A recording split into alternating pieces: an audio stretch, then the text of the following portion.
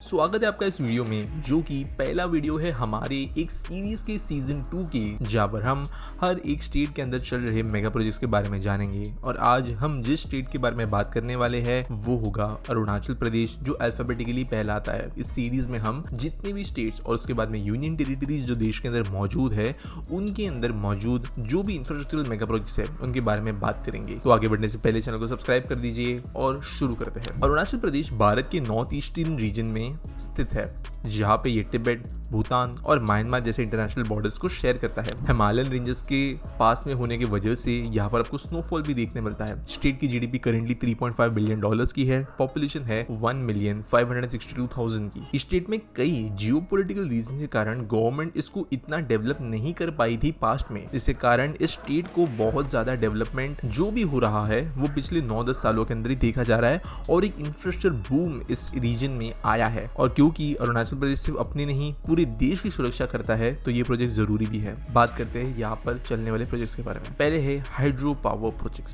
अरुणाचल प्रदेश में hydro power generation के लिए बहुत सारी रिवर्स और हिली टेरेन है, जो कि इसको परफेक्ट बनाता है पानी से बिजली बनाने के लिए। और कई ऐसे हाइड्रो पावर प्रोजेक्ट्स हैं जो यहाँ पर बन रहे हैं, जैसे कि upper Siang hydro power project Arunachal Pradesh में स्थित है, जहाँ पर national hydro electric power corporation NHPC ने अप्रैल 2009 में इसका काम शुरू किया था।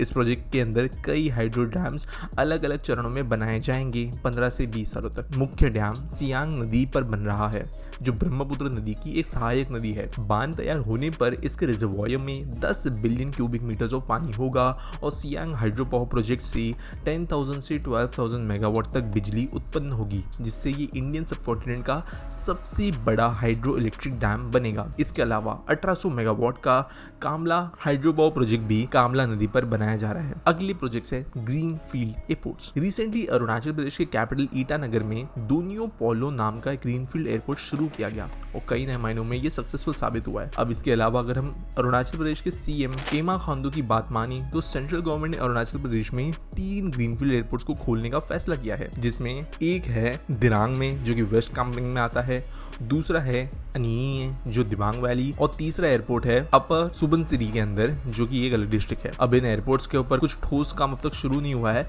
लेकिन यहाँ पर इनको बनाया जाएगा ज्यादातर उड़ान स्कीम के अंतर्गत। जो अगला प्रोजेक्ट अरुणाचल प्रदेश के लिए है वो आप सबसे इंपॉर्टेंट मान सकते हो, जो कि है ट्रांस अरुणाचल हाईवे, जिसमें एक मौजूद है 1811 किलोमीटर का रास्ता, जिसमें से 1559 किलोमीटर जो है वो NH13 का भाग है, 80 किलोमीटर NH15 का भाग है और साथ ही 30 किलोमीटर जो है वो NH215 का भाग है। इसके अलावा स्टेट हाईवे 25 भी इसके अंदर शामिल है। ये एक अंडर कंस्ट्रक्शन 2 लेन हाईवे है, जो अरुणाचल प्रदेश के राज्य के 16 डिस्ट्रिक्ट से गुजरता है। LAC से लेकर, यानी जो हमारी लाइन ऑफ कंट्रोल है, वहां से तवांग में ये शुरू होकर आसाम, नागालैंड, अरुणाचल प्रदेश के ट्राई जंक्शन तक जाता है। कनुबारो के पास में ये पहुंचता है फाइनली। इस प्रोजेक्ट को साल 2008 में शुरू किया गया था और अब तक कई किलोमीटर का काम ऑलरेडी हो गया है। जरा डिसेंट डेट के हिसाब से अरुणाचल प्रदेश की APPWD के हिसाब से साल 2021 में 394.59 किलोमीटर का कंस्ट्रक्शन कंप्लीट हो गया है और अभी भी इस प्रोजेक्ट के ऊपर काफी तेजी से काम चल रहा है। नेक्स्ट प्रोजेक्ट जो है वो है Arunachal frontier highway. Arunachal frontier highway, जिसे नेशनल हाईवे NH913 और बोमडिला विजयनगर हाईवे के रूप में बनाया जाता है। ये highway Bomdila air strip ALG HQ से शुरू होकर नाफरा HQ, सारली HQ, हुरी हेलीपैड तक जाता है। HQ Mechuka air strip ALG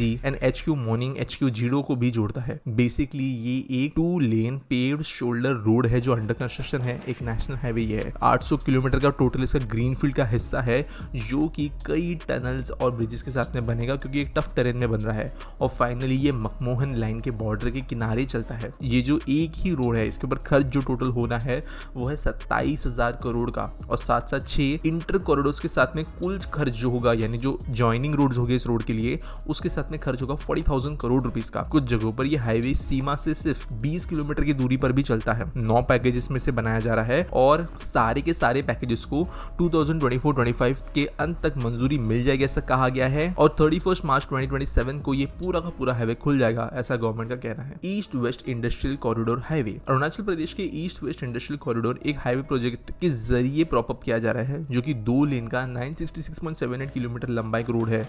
ये भूटान, असम, अरुणाचल प्रदेश के ट्राई जंक्शन के पास में से गुजरता है और बेसिकली ये स्टेट के इंपॉर्टेंट एरियाज में से गुजरता है, जहाँ पर ये जिन भी एरियाज में से गुजरेगा वहाँ के लोगों के लिए औद्योगिक कॉरिडोर बनाने का काम ये करेगा। बेसिकली जिस तरीके से दिल्ली मुंबई इंडस्ट्रियल कॉरिडोर है या समृद्धि महामार्ग की वजह से आने वाले प्रोजेक्ट्स है, उस तरीके से यहाँ पर भी इंडस्ट्रियल डेवलपमेंट आने की संभावना है इस हाईवे की वजह से, क्योंकि गवर्नमेंट जो हाईवे के आसपास की ज़मीनें होगी वहाँ पर स्पेशल पॉलिसीज, इन्वेस्टमेंट को अट्रैक्ट करना, इन जैसे काम करेगी। नेक्स्ट जो प्रोजेक्ट है वो है एक रेलवे प्रोजेक्ट और ये है इंडियन रेलवेज का one of the most ambitious railway project. नाम इसका है Bhalukpong Tenga Tawang rail line, north Lakhimpur Bame Aalo Silapathar line और पासीघाट तेजू परशुराम कुंड रुपई रेल लाइन। ये जो सारी लाइन है ये 227 से लेकर 378 किलोमीटर के बीच के लेंथ रखती है और ये सब नॉर्थ ईस्ट फ्रंटियर रेलवे के अंतर्गत आती है। इसके अंदर की जो भालुकपोंग टेंगा रेलवे लाइन है वो स्ट्रेटेजिकली बहुत इंपॉर्टेंट है और ये रेलवेज जमीनी या सी लेवल से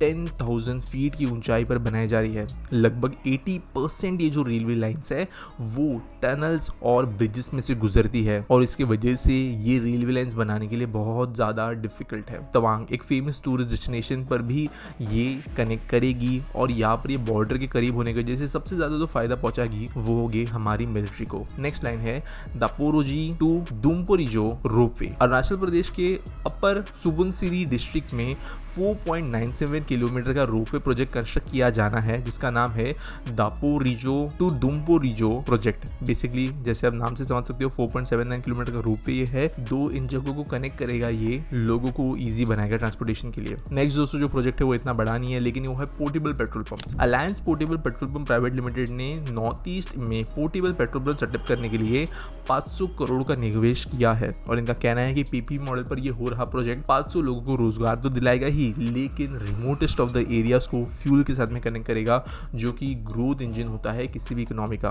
9th प्रोजेक्ट है हॉस्पिटैलिटी इंफ्रास्ट्रक्चर्स। यहाँ पर बहुत सारे वैसी चीजें आती है। पोलो टावर्स ग्रुप एक पायनियरिंग हॉस्पिटैलिटी ग्रुप है जो अरुणाचल प्रदेश में 11 निवेशों से पहचान करके प्रोजेक्ट के अंदर 419 करोड़ रुपीस इन्वेस्ट कर रहा है। इनका कहना है कि इनके हॉस्पिटैलिटी प्रोजेक्ट में 1850 लोगों को रोजगार मिलेगा और साथ साथ मल्टीपल 5-स्टार होटल्स भी यहाँ पर बन रहा है जिनके अंदर बके टाइगर रिजर्व और वाइल्ड लाइफ सेंचुरी के आसपास में भी 20 कमरों वाले जंगल लॉजेस बनाने का फैसला लिया गया है जहाँ पर 10 करोड़ रुपीस का इन्वेस्टमेंट होगा। लास्ट प्रोजेक्ट जो है वो है स्टरलाइट पावर। स्टरलाइट पावर ने एक MOU कर अरुणाचल प्रदेश के अंदर पावर स्टोरेज सिस्टम के लिए डिटेल स्टडी करने के लिए निवेश करने का फैसला लिया है और यहाँ पर एनुअली बेसिस पर वो अपने प्रोजेक्ट को सुधारने का भी काम करेंगे, मेंटेनेंस से भी काम करेंगे। उन्हें optical ground wire OPGW network के एंटायर ट्रांसमिशन सिस्टम के लिए भी काम मिला है और इस प्रोजेक्ट के लिए 325 करोड़ रुपीस का उन्होंने इन्वेस्टमेंट किया है। तो ये है कुछ प्रोजेक्ट्स अरुणाचल प्रदेश के अंदर। वैसे आपको एक लिंक मिलेगी डिस्क्रिप्शन में जहाँ पर आप हमें आपके स्टेट में चल रहे प्रोजेक्ट्स के बारे में भी बता सकते हो ताकि हम उन्हें इंक्लूड करें जब भी आपके स्टेट का वीडियो आएगा तब। कि पहला वीडियो कैसे लगा मुझे फीडबैक जरूर देना और मिलेंगे अगली वीडियो में।